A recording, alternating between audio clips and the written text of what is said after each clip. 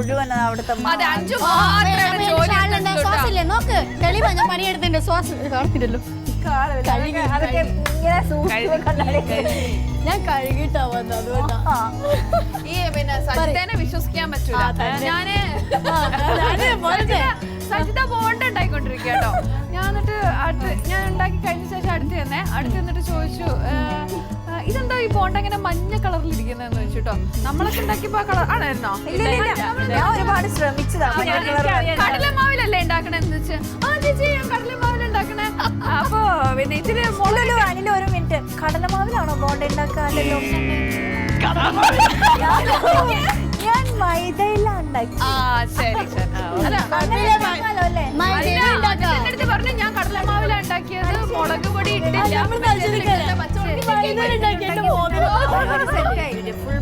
എന്നിട്ട് അവളെന്റെ അടുത്ത് നുണ പറഞ്ഞു. അവള് പറയണ ഞാൻ കടലമാവ് തന്നെ ഉണ്ടാക്കി ഇടാൻ മറന്നു. ഞാൻ ടേസ്റ്റ് ചെയ്ത് നോക്കിയപ്പോഴാണ് അറിഞ്ഞത് മൈദയാണ്. അപ്പൊ ഞാനും പറയണ വിശ്വസിക്കരുത് കേട്ടോ ഈ കുട്ടിയെ. സത്യമായിട്ട് ഞാൻ കണ്ടു കളറില്ലേ, കളറ് മറ്റേ മഞ്ഞ കളർ യെല്ലോ കളറില്ലേ ജിലേബിയുടെ. ഞാൻ ചോദിച്ചപ്പോ പറഞ്ഞ മഞ്ഞളാണെന്ന്.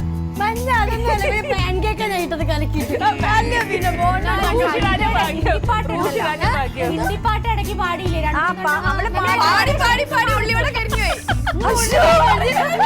അല്ല നിങ്ങളെ ഉള്ളിവട കഴിഞ്ഞ് നിങ്ങള് ബോണ്ടയുടെ ഷേപ്പ് മാറിയല്ലേ?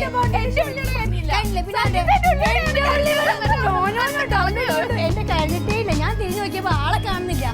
എവിടെ പോയി? തക്കാളി ക്യാരറ്റ് എല്ലാം തീർന്ന് തിന്നോണ്ട് നിക്കാ.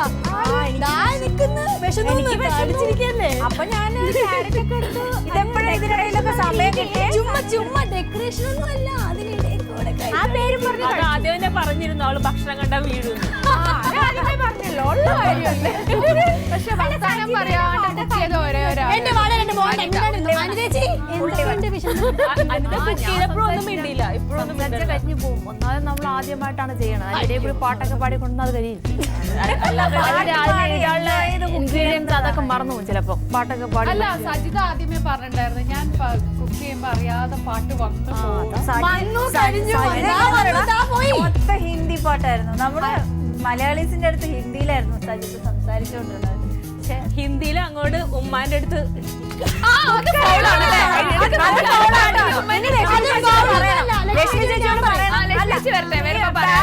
കൂടെ വന്ന് ഹെൽപ്പ് ചെയ്യാൻ പാടില്ല.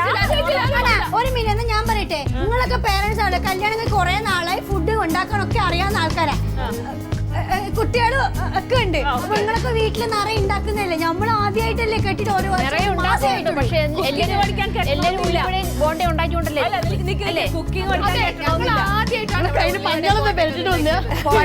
പാവം സജിതല്ലേ. അഞ്ചര നേരം അവിടെ നിന്നത് കാല് വേദനിക്കണം കേട്ടോ. രാവിലെ മുതൽ കൈയെല്ലാം പൊള്ളിട്ട് വയ്യ നോക്ക്. പോകേണോ കൈയൊക്കെ? നമുക്കൊന്നും കുഴപ്പമില്ല അല്ലേ? നമുക്കൊന്നും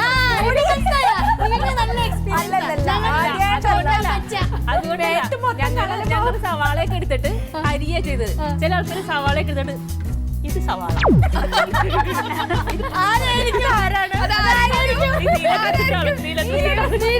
മോളെ ഒരു രാത്രി കൊണ്ട് നേരം വിളിക്കൂല. മലയാളം പഠിച്ചു.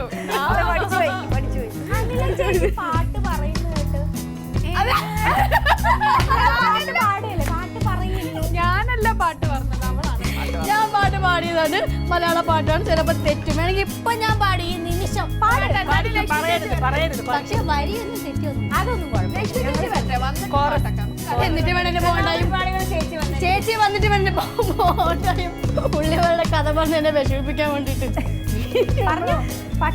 പാട്ട് ഞാനല്ല പറഞ്ഞതാണ്. ഞാൻ പാടും. ഓ ഇനി നമ്മൾ ഇനി മുട്ടയൊക്കെ ഉണ്ടെന്ന് പറയുന്നത്. മുട്ട വെച്ച് എന്താ പ്ലാൻ ചെയ്തോ? ആരും ഒന്നും പറയില്ല. അത് നമുക്ക് മനസ്സിലായി. കുക്കിങ്ങിന് മനസ്സിലായി. ഓ എനിക്കൊന്നും അറിയില്ല, ഞാനൊന്നും ഉണ്ടാക്കുന്ന ആദ്യമായിട്ട് പ്രിപ്പറേഷൻ ചെയ്യാൻ പോകുന്നത്. എണ്ണ കടുക് വെളിച്ചെണ്ണ. ഓ മൈ ഗോഡ് ഞാൻ മറന്നു. നോക്ക് ദാ കിടക്കുന്ന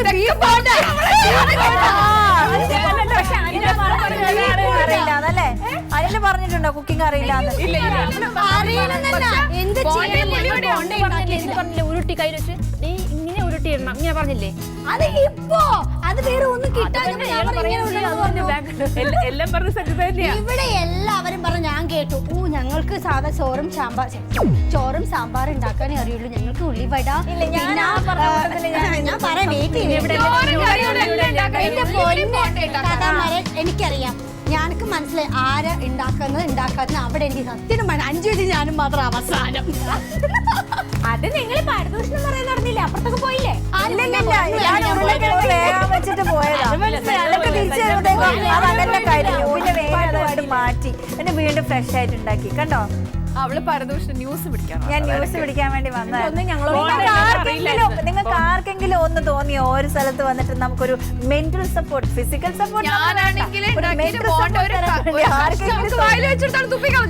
ഞാൻ ബീഫ് കഴിക്കില്ല, അതുകൊണ്ടാണ് വിചാരിക്കുന്നത്.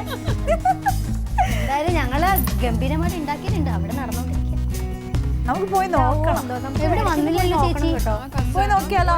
ഒരു സമാധാനത്തോടെ